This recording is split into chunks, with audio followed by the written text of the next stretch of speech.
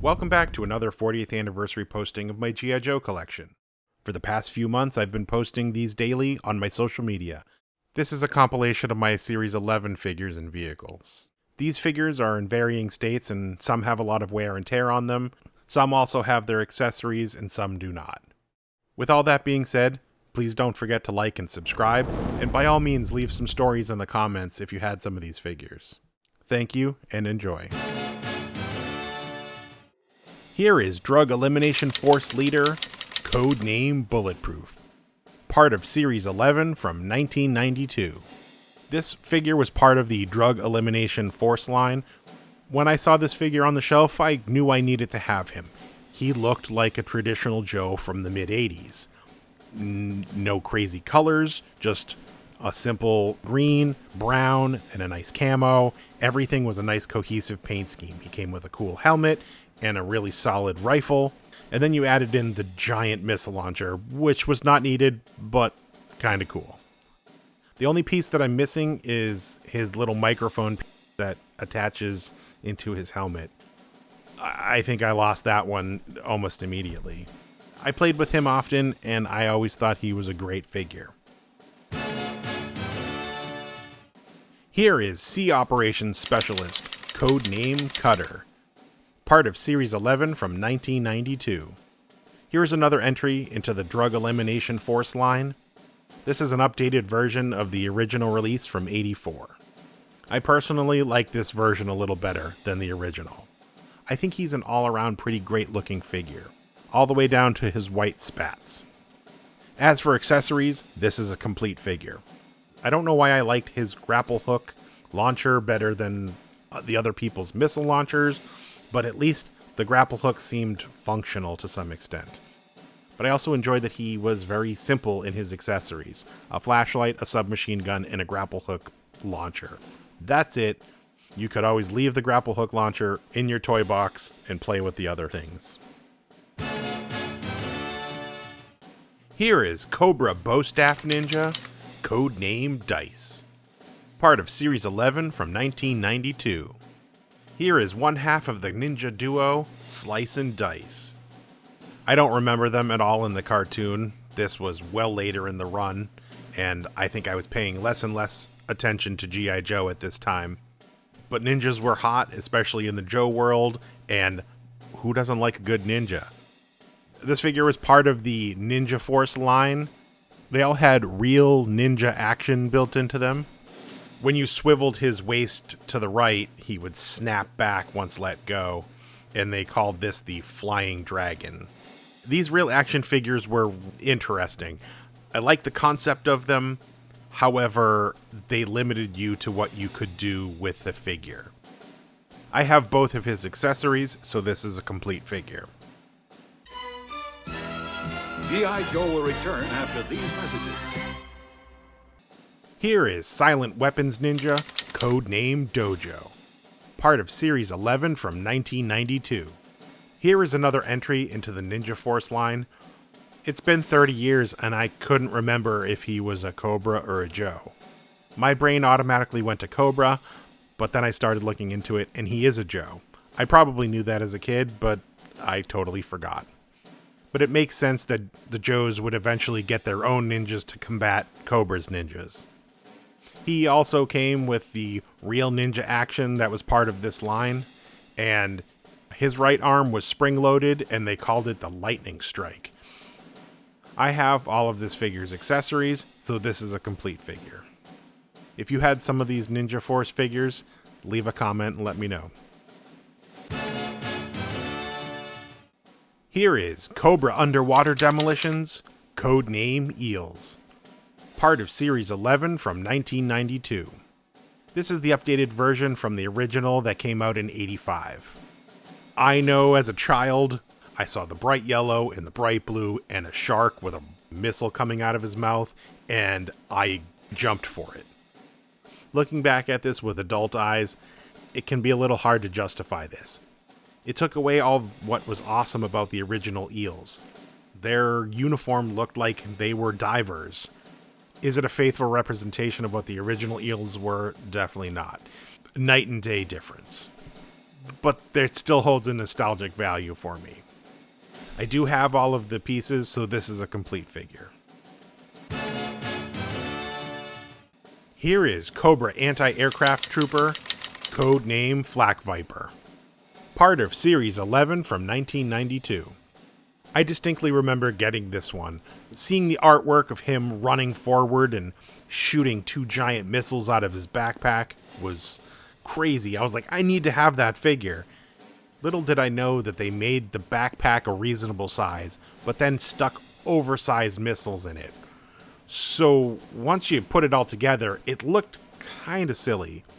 If they had just made them slightly shorter, I think it would have looked so much better. It is kind of imposing with a giant missile sticking out of it. Regardless, imposing or not, I still played with this figure often. He also came with that really great rifle. I do have all of his accessories, so this is a complete figure. Here is Cobra Battlecopter Trooper, code name Heli-Vipers. Part of Series 11 from 1992. These figures were exclusively packaged with the Cobra Battlecopters. They were a ripcorded flying helicopter. I remember these, and I always wanted one, but I never picked one up. They seemed like they were kind of cool. I had a decent backyard growing up, so I could have had some fun with them. I don't know why I passed them over. I don't have a lot of memories with this thing. This came to me from a friend. So if you had a Heli-Viper and the Battlecopter, leave a comment and let me know how much trouble you got in with it. Now, back to G.I. Joe. Here is Nunchaku Ninja, code name Nunchuk. Part of Series 11 from 1992. Here is another figure that was part of the Ninja Force line. All these figures came with real ninja action built in. This figure had a spring-loaded right arm, and they called it the Samurai Slash. In order to facilitate a smooth ninja action, they interlocked the torso and the waist piece in these figures, which gave them limited mobility as to how you could pose them or use them. I do remember enjoying this guy a lot because his color scheme and his camo pattern was very simple. It wasn't crazy and flashy like some of the other guys. I have all of this figure's accessories, so this is a complete figure. Here is Bat Leader, code name Overkill. Part of Series 11 from 1992. This was another subset of the Sonic Fighters and Supersonic Fighters line called the Talking Battle Commanders line. The only other figures in this line were Cobra Commander, General Hawk, and Stalker. When I saw this figure on the shelf, I knew I needed to have it. He had a cool chest plate that opened with a little machine gun that dropped down. He also had 2 different hand attachments. One was his normal hand, and then he had a claw with some sort of laser on top of it. He also came with a rifle that was kind of excessively large and weird looking. I do have all this figure's accessories, so this is a complete figure. Looking back on this now, he's not a great figure. Maybe if they released him not part of this Sonic Fighters line, I might be a little more okay with it. I just think they kind of missed the mark with this one. Here is Dreadnought, code name Road Pig. Part of Series 11 from 1992. This figure was part of the Supersonic Fighters series. They came with those big giant backpacks that had mini soundboards in them that had all sorts of different weaponry sound effects.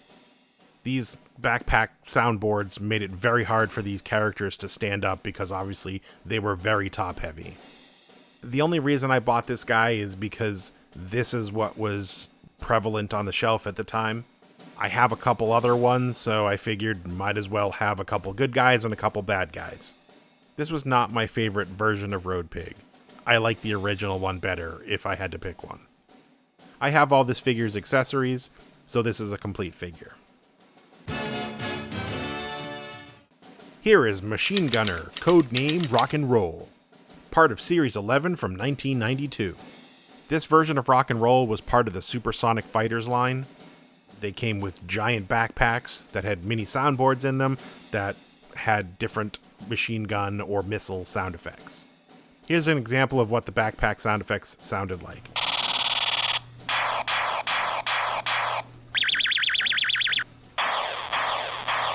This is the only one that I have that the batteries still work. His backpack came off and had a separate attachment for it that you could then place the cannon or the machine gun on top to have a gun emplacement. This is technically the fourth version of Rock and Roll that was ever released. I like the one that came out just before him in '89 so much better. I almost won an auction for him a few weeks ago, but someone outbid me at the last minute. I have all this figure's accessories, so this is a complete figure. G.I. Joe will return after these messages. Here is Cobra Ninja Swordsman, codename Slice. Part of Series 11 from 1992. This figure was part of the Ninja Force line, as well as half of the duo Slice and Dice. These figures came with real ninja action. His right arm was spring-loaded, so it did a slashing action called the Scorpion Slash. Due to the nature of what these figures were and how they operated, they were very limited in their movements, which in turn made them limited in what they could do because of the real ninja action. I have all of his accessories, so this is a complete figure.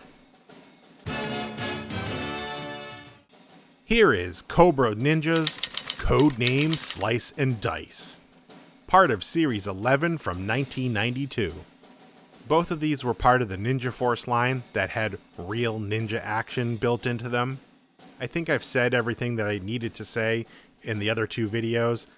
I just thought I'd put them together to give them their due as the duo they are, Slice and Dice. Here is Ninja Force Leader, codename Storm Shadow. Part of Series 11 from 1992. This figure was part of the Ninja Force line, which all had built-in real ninja action. Both of his arms were spring-loaded in opposite directions, and they called this the Screaming Whirlwind. While prepping to record this, what I didn't remember was this was the time when Storm Shadow switched allegiance and went over to the Joes, and was commanding the Ninja Force. This isn't my favorite version of Storm Shadow. It's not a bad one. It's way better than a lot of them that came after this, but if we're talking about the first three Storm Shadows that have come out, this one is probably going to be at the tail end of that. Especially since he's part of the Ninja Force line and he is very limited as to what he can do or how you can pose him. I have all of this figure's accessories, so this is a complete figure. Now back to G.I. Joe. Here is Ninja Swordsman, codename Chabang. Part of Series 11 from 1992. I have never figured out what the right way to say this name is. It could be TJ Bang, or Chabang, because the T and the apostrophe and J, or some other variant of that. I looked it up and nobody had the right answer. So I'm going with Chabang. Enough about that. This guy trained under Storm Shadow as part of the Ninja Force, which had real ninja action built into them. His waist was spring-loaded, so you could rotate his whole torso around and it would snap back, and this was called the Silent Backslash. As I've said in the previous, these figures were very limited as to what you could do with them or how you could pose them due to the real ninja action. I have all this figure's accessories, so this is a complete figure. Here is Seal, codename Wetsuit. Part of Series 11 from 1992. I remember getting this figure because I was a little bit older, and I remember being less and less interested in G.I. Joes. However, Wetsuit is one of my favorite characters, so this was a must-have. This is the third version of this figure that was ever released. This was an entirely new sculpt from the original, and a whole new paint scheme. I didn't mind the black, but the yellow was a little much. However, I like the sculpt. I do like that they updated his little water propulsion thing from the little handheld one to a full-on sled that had missiles on it. I thought that was a nice touch. He also had that removable helmet, which was cool. I also liked his harpoon gun rifle that had the flipper fins on the back of it. I have all the accessories, so this is a complete figure. G.I. Joe will return after these messages.